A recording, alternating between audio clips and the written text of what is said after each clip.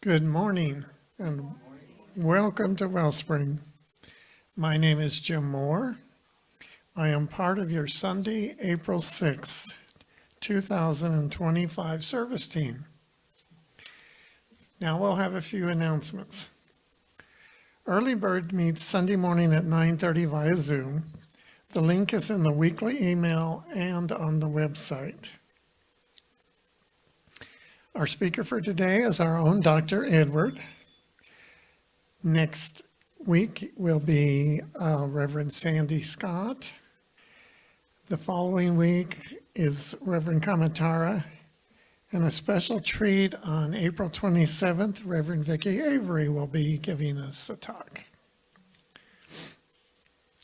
The Thursday evening group continues to meet at 7 here in the social hall or on Zoom. And you may get coordinates from either Edward or Cleona. The lunch bunches will meet this week at 11:30, February 9th. We decided to try a new place, so we're going to Lucy's at 1155 South Valley. That's just on the corner of Avenida de Mesilla and Valley and just north of the donuts. Dunkin' Donuts. It's also this week our Board of Trustees will meet at 6:30 p.m. via Zoom on Wednesday evening, and anybody that wants to is very welcome to join us on Zoom. The labyrinth is slowly coming along. Thank you to those who have contributed rocks. Please help by finding and bringing more rocks to line the pathway. Rocks should be around 6 inches in diameter, and we're collecting them under the pergola area for the time being. I guess I get to toot my own horn here. My friend Pam Holman and I are having an art show at Roy Vander Oz. This coming Friday evening will be the reception, and then we'll be there Saturday from 1 to 5 and Sunday 2 to 4. Our product, we're both potters, and our stuff will be up for about a month, but after this opening weekend, you have to make an appointment to see it. The address is 2645 Doña Ana Road. And when we leave church today, Dean and I are going to go to the studio and unload a kiln of new products. So I'm all excited about that. I used some different glazes and things, so I'm excited to see what might come out of that. Another opportunity this coming week on April 12th, next Saturday, is the Pink Moon celebration at Dr. Juan Robles' house. And he lives at 3387 Elk Ridge Lane. Gosh, we're just full of opportunities. Tickets are now on sale for the Mesilla Valley Chorale concert, Swing in the Spring. Music of the 30s and the 40s. That sounds like lots of fun. It's Sunday, May 4th at 3 p.m. at the Rio Grande Theater. Tickets are $10, and Judy Bethman has them. You can get them from her. Our prayer team remains ready to serve and support you. You may submit a request via our webpage or give it to Edward. Our prayer team meets virtually on Tuesday afternoons at 4:15 to pray with you.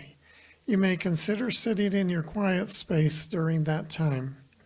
We know we are one in spirit, and the energy of prayer knows no limits.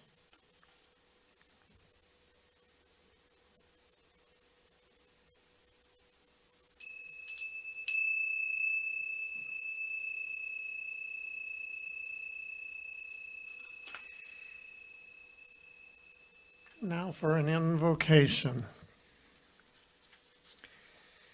As we gather this morning, I am so grateful to be part of this Wellspring Sunday celebration, and grateful that each of you are here as well.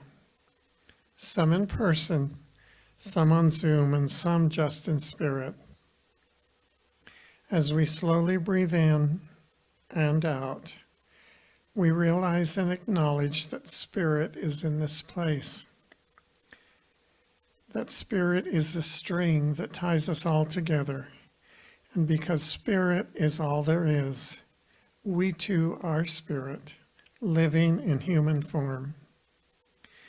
I also affirm that Edward's message will resonate with each of us, and we will gain both wisdom and insight from his words today.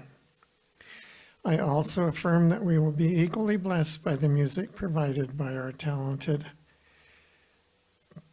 Judy Beckman. I expect amazing. May the love and positive vibes that we receive here today flow out into our community, growing and expanding to bless our entire world. Again, I am so grateful to be part of this beacon of light we know as Wellspring, and so it is. Please stand if you are able for our song of joy.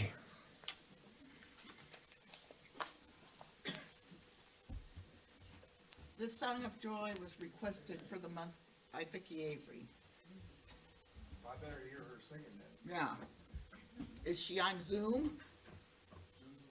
Is Vicki on Zoom? Okay. Sing loud, Vicki. Let's see.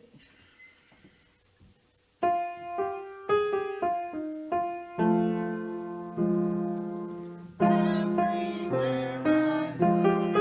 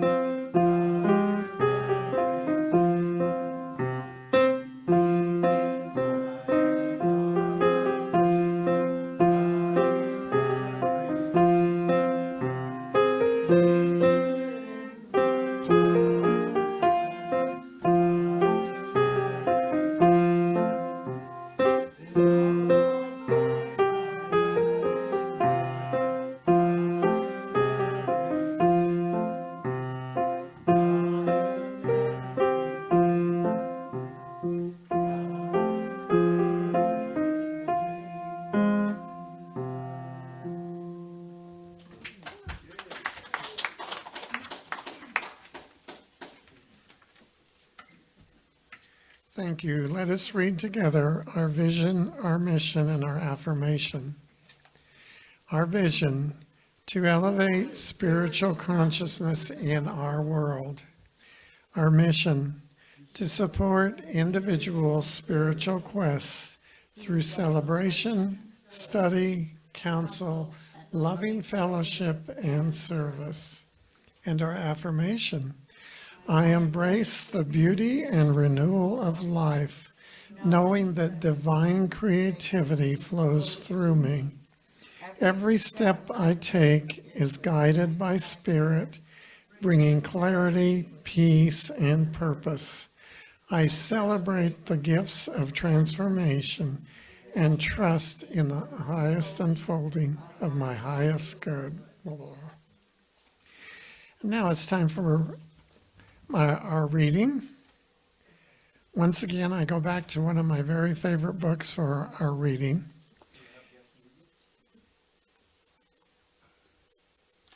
because I didn't put my name down.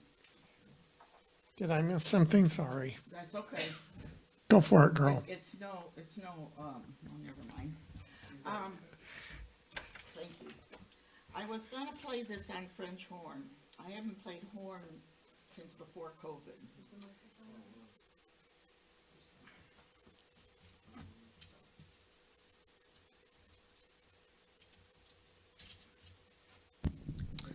Okay, I haven't played French horn since before COVID. I play trumpet in band, but French horn embouchure and trumpet embouchure are totally different. So I dusted the horn out, got the cobwebs out of it, and as I was practicing, I couldn't play more than 15 minutes worth of, So maybe this summer I can play horn for you. So I'm gonna play piano. I'm less terrible on piano than I was on horn.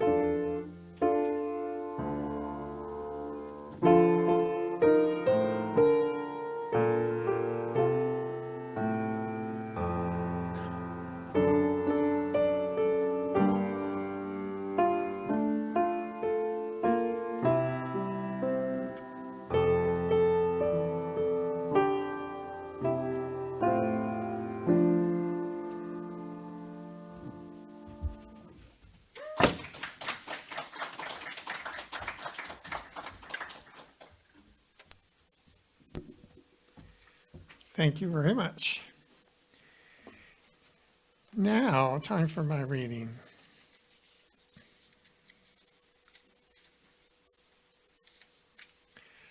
I'm actually reading from April 2nd and April 3rd. They were both short, so I decided I had time to do two.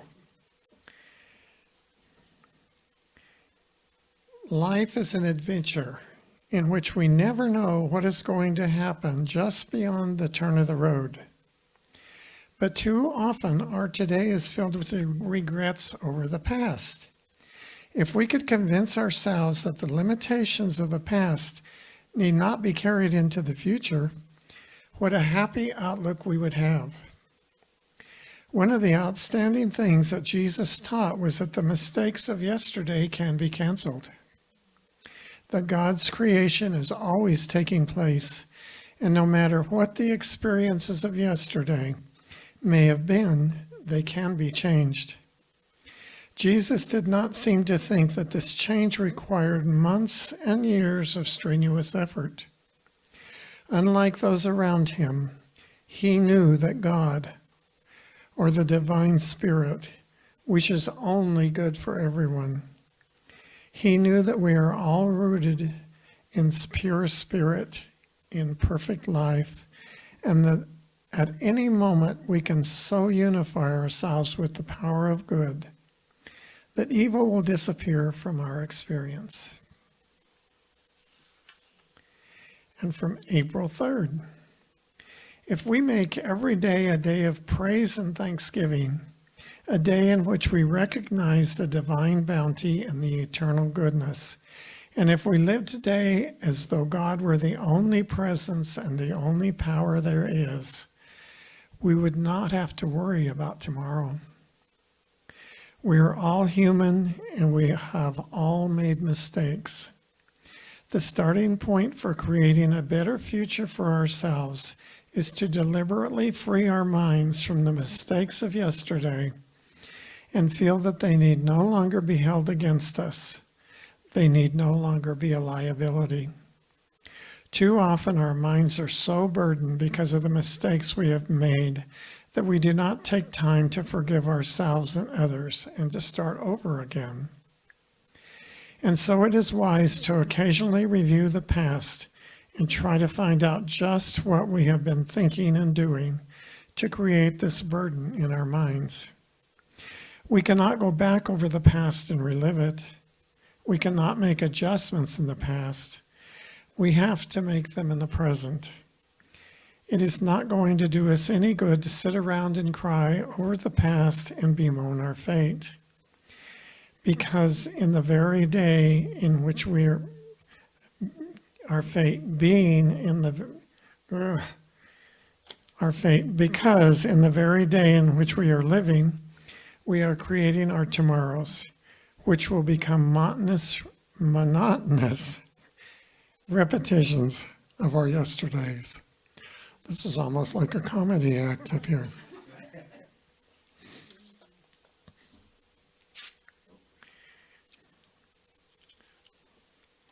Now I think it's time for Dr. Edward to come up and wow us.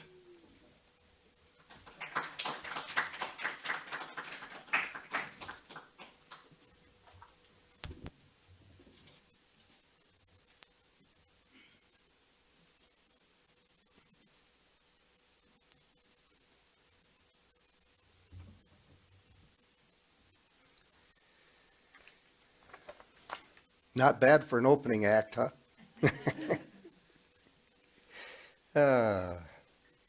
Oh, good morning, Wellspring. Good, nice to see you all. So today, topic of my talk is to be a spiritual responder. And that can go a couple different ways. I thought I was going to be real clever and I was going to look it up in the dictionary and it was going to, tell me lots of good things.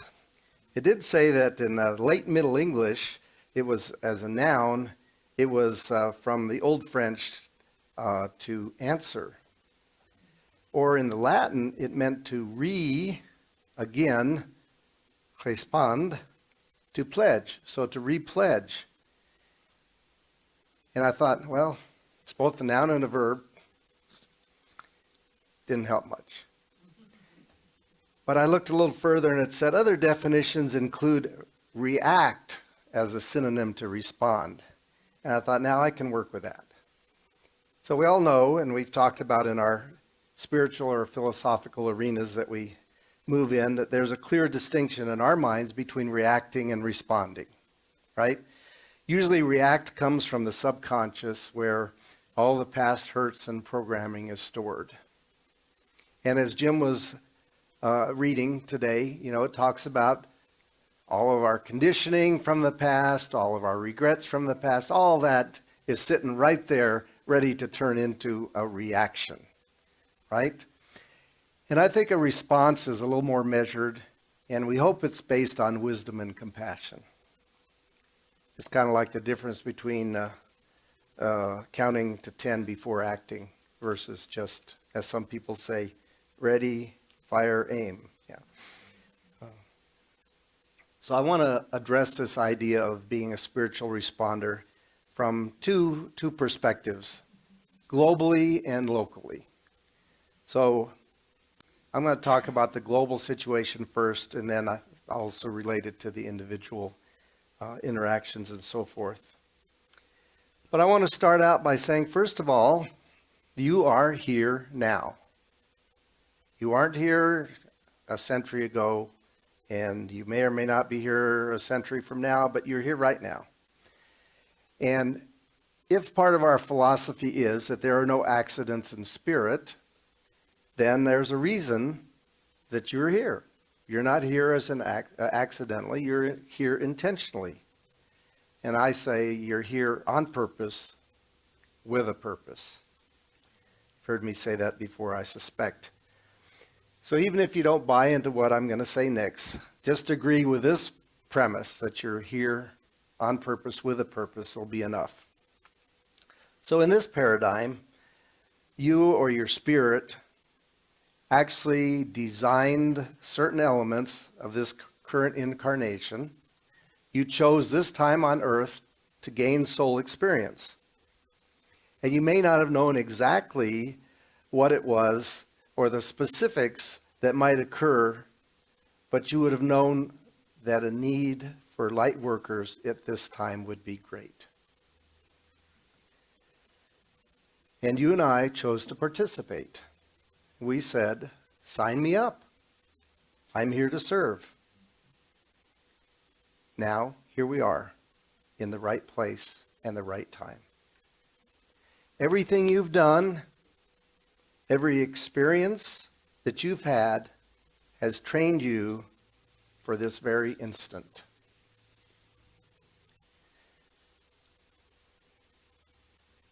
Spirit is very efficient.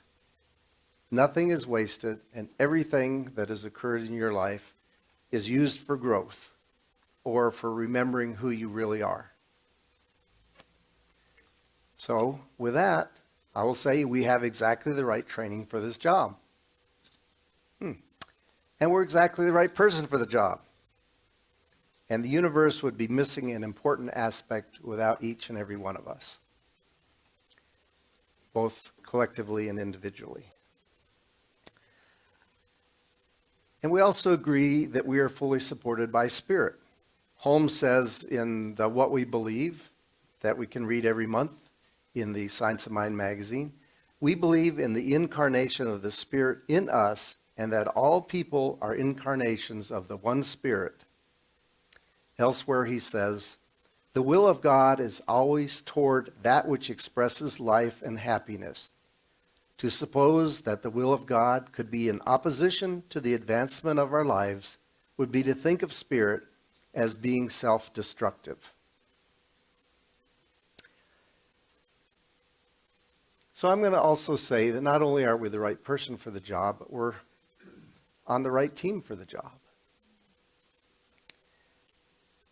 Someone might say that we're all members of the same spiritual tribe, if you will. Now, some tribes might seem obvious. You know, most locally, Wellspring Sunday groups. We have our early birds and we have our Thursday evening video groups. But think of some other groups that you're members of. I know some are members of the Group of 8. We have folks who are members of spiritual and otherwise book clubs. There's art groups, any number of other groups that we're members of. And it's not by accident that you're part of these different tribes. So I'll talk about our responsibility in these tribes later, if you will. But so let's kind of go on to globally. And that's, it seems like what I'm going to say next has applied for a long time. Consider the situation throughout the world and the country we find ourselves in. There's a lot of stuff going on that doesn't seem all that wonderful.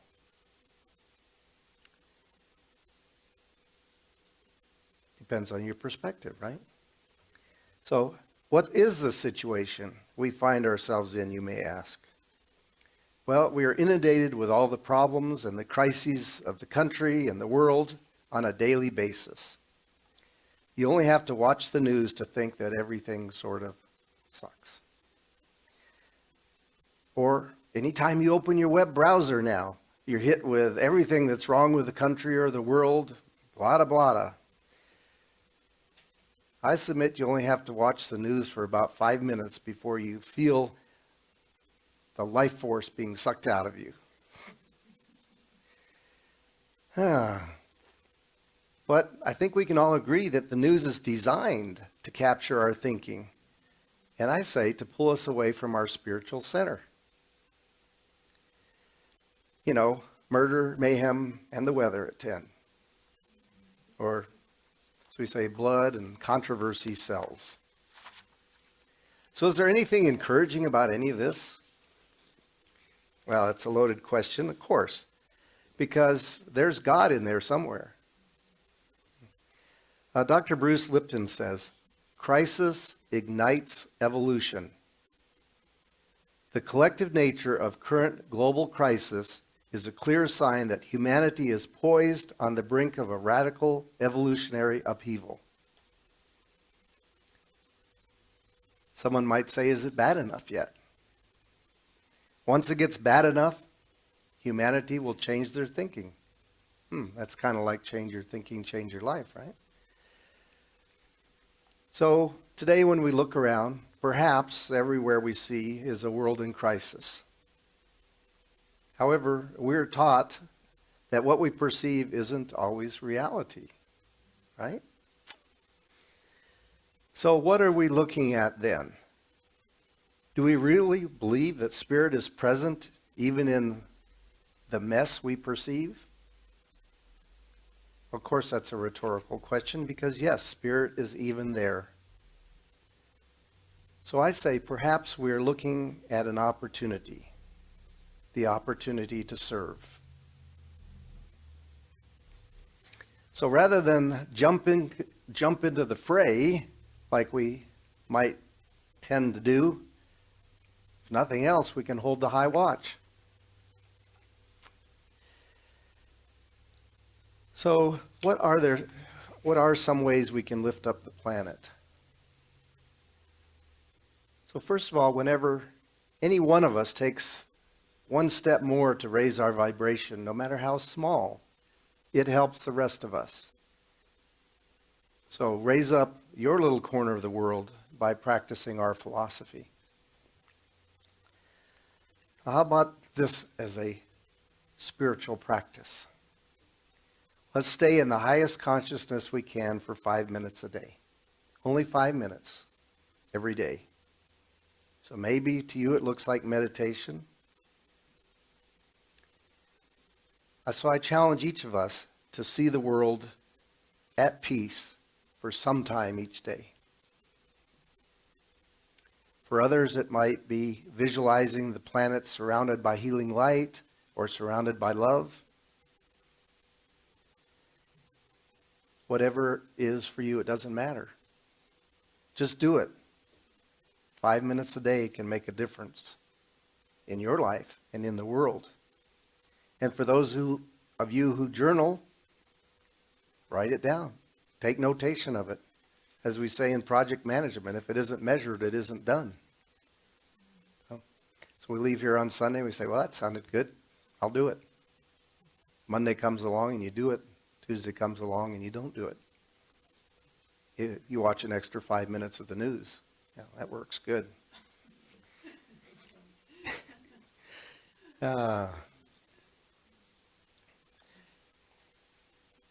You know, a lot of us have come from a professional background, and in most of these professional backgrounds, they require continuing education units, right? In order to keep your license every month or every year, you have to take so many CEUs, blah, blah, blah. So as a spiritual responder or as a light worker, are you taking any CEUs? Are you reading something like the monthly Science of Mind magazine daily? Are you tapping into something that is inspiring you daily to feed your spirit? Do you know the 5 steps of affirmative prayer? Do you use them? I see a few heads nodding.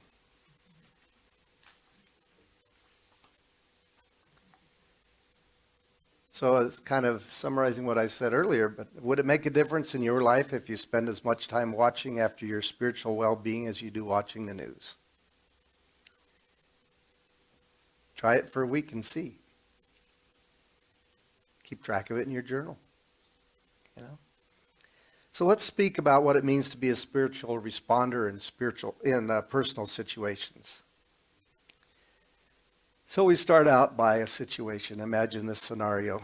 Probably doesn't happen to many of us anymore, but when someone pushes our buttons, or one button only, do we react or respond? Yeah, I think sort of by definition of pushing your button, it usually means it's something we reacted to, right? I'd like to say that I respond, but that's not always the case. You know, and 9 times out of 10, this person that's pushing our button is someone that's close to us. That's kind of a shame, isn't it? Yeah. That's a joke.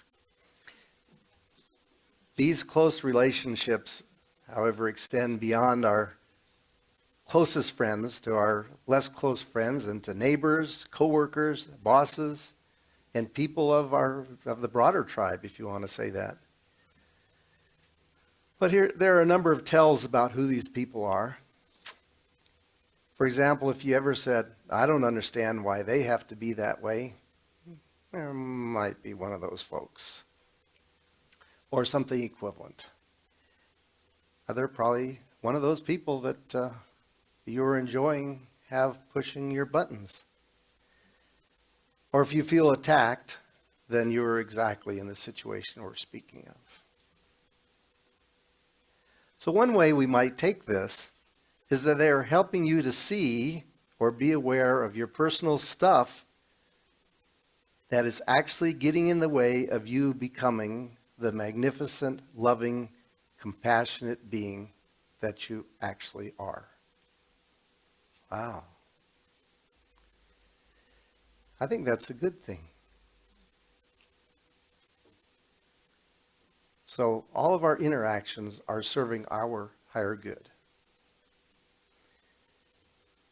Have you ever noticed how some folks can be real jerks? It doesn't seem to bother them, and they don't seem to be aware of it.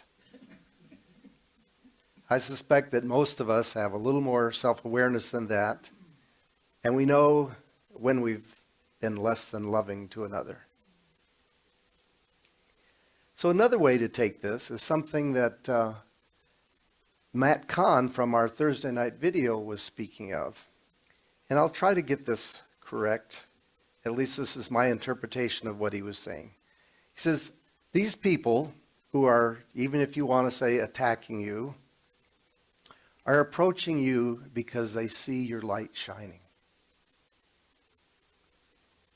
They're attracted to your vibration or consciousness. And why are they that? Because they know you are capable of helping them dissolve or transform the hurt they are feeling. That doesn't mean they're expecting us to be their counselor or, pay off their credit card debt or any of those things necessarily, but that they see or feel or believe or know that your presence can be a soothing balm and help them to find a better way through their challenges.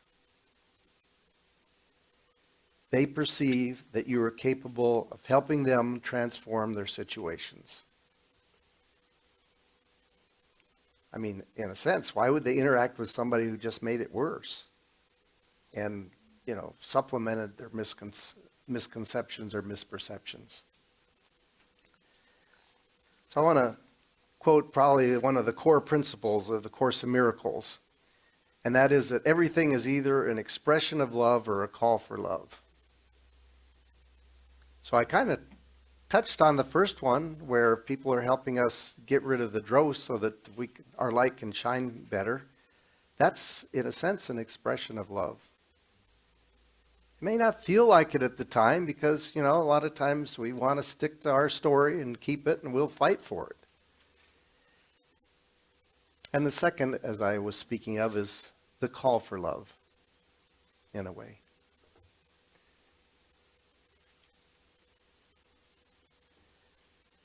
So those who are pushing our buttons are acting out of love, and those who are seeking a reaction from us are calling for love and healing. And this is also, I was reading in Course in Miracles, it's, an interpretation of it says, those who attack us don't gain anything beyond the superficial pleasure it may give them. At a higher level, they just deepen their disappointment in themselves. They just stacked up another regret and piled on the guilt. They are seeking your compassion and forgiveness and the healing that can come from being bathed in your love. And we've heard stories of holy persons whose very presence changes those around them. Be one of those holy persons.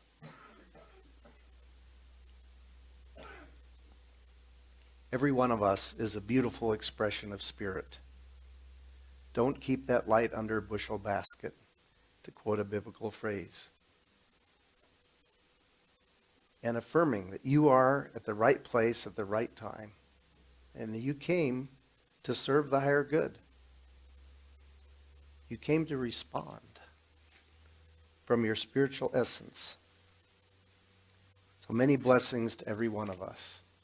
And so it is. So let's take a moment and go into prayer.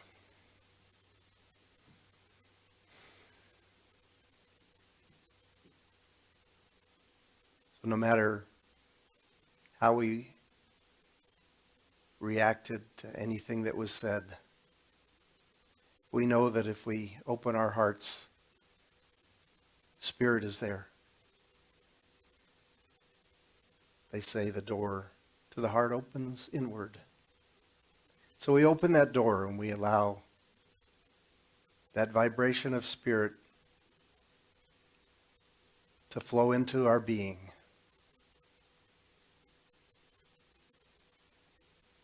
Maybe we can even feel those spiritual goosebumps,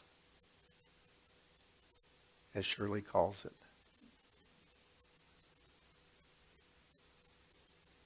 We just, in the privacy of our own self at this very moment, we allow ourselves to touch more deeply into that magnificent being we already are.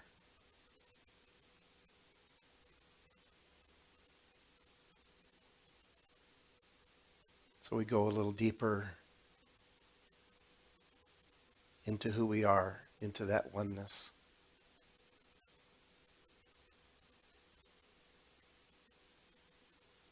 From that perspective,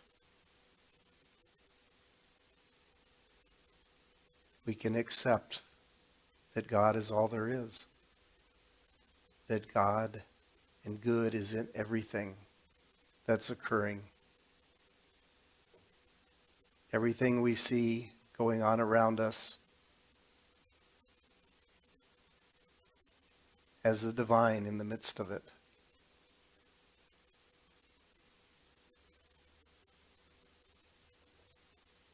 We take the time to perceive everything from that higher perspective.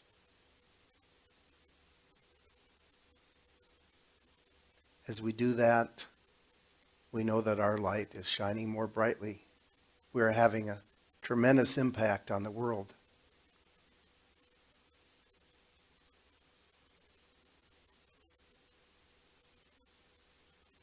As we touch into that oneness, it makes it easier for others to do the same.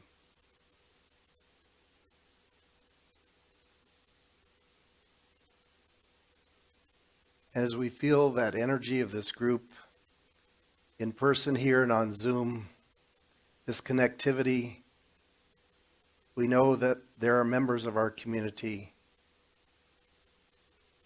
who are open to a little more healing, a little greater understanding, a little more realization of their magnificence. We allow this energy to go out and flow through those that we know of, those that we don't know of, that need a little boost right now. We know also, as you watch this on Zoom later, as you tune in, you receive the intensity of the group, that power, that energy, that vibration flow into you as well. I speak this for myself and for this group here and for everyone who's watching it here or later. There is no separation in time. There is no separation in space as we move into spirit.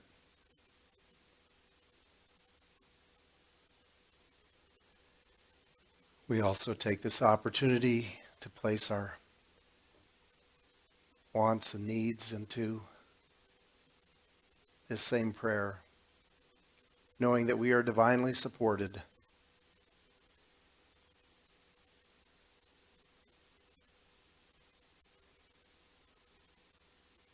So we know that all good is operating in our life right here and right now. We're grateful that we understand how prayer works. We are grateful that we are here now, serving in the highest manner that we can. So we just release this prayer into the law, knowing that our part of the work is done. Spirit and God takes over from here. And so it is. Now we have some more Judy Bethman music. Hey.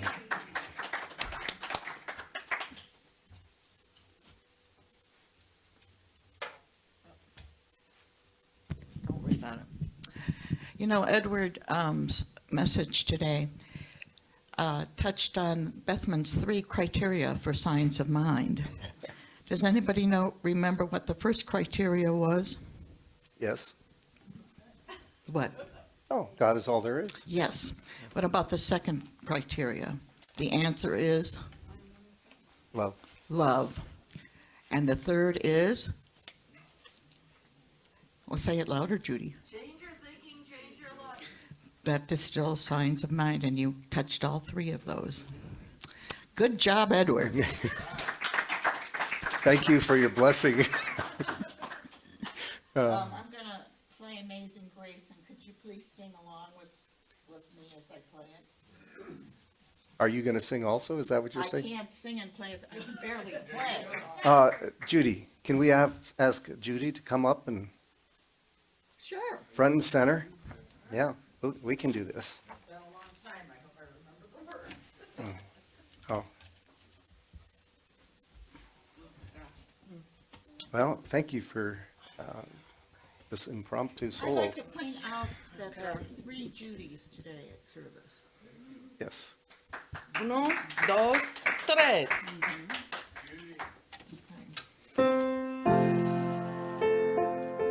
Okay, ready?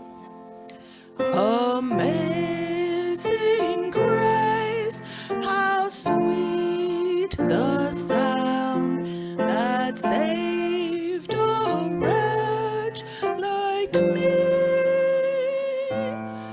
I once was lost, but now am found, was blind, but now I see. 'Twas grace that taught my heart to fear, and grace my fears released. I precious then that grace appeared, the hour I first believed. Thank you very much. You're welcome.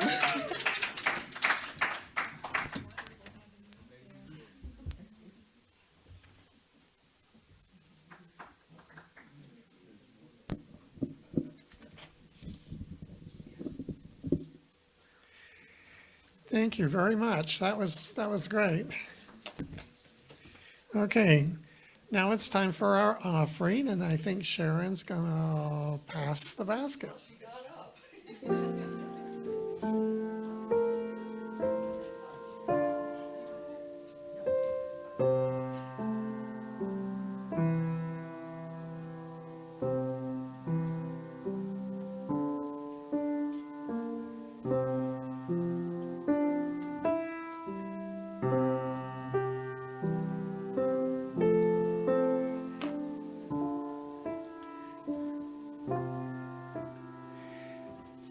As we acknowledge and receive our virtual and in-person gifts, we give great thanks for the offerings already given and those we will be receiving, because we know that giving and receiving are both part of the one flow. We affirm that we are also part of that flow. We bless these gifts and know they are multiplied throughout our community. Thank you. There are a number of folks who have contributed to the production of this service. We are grateful for their service.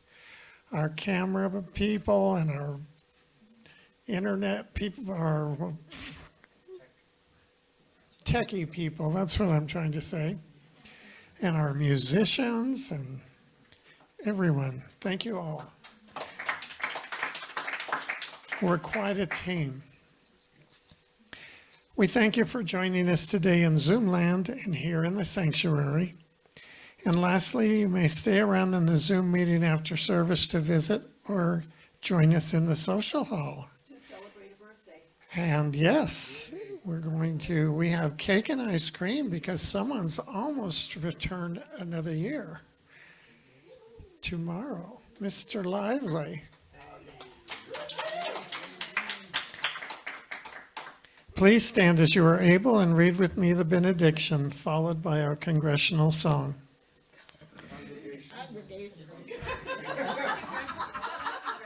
I did that last time, I think. Spirit in the midst of us is mighty. Peace and eternal life are our True nature and flow through us into the world. And so it is.